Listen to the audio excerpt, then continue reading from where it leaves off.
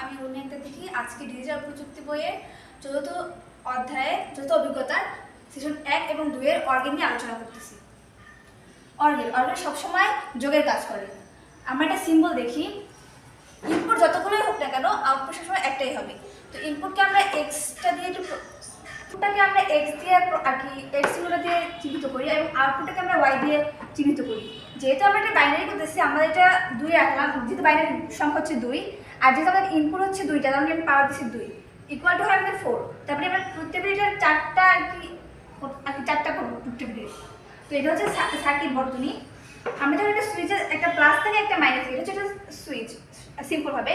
তো যেহেতু আমরা যে ইনপুটে আমরা প্রথমে যেহেতু এটা এ আর এটা বি, তা আউটপুট হবে আমাদের এ প্লাস বি।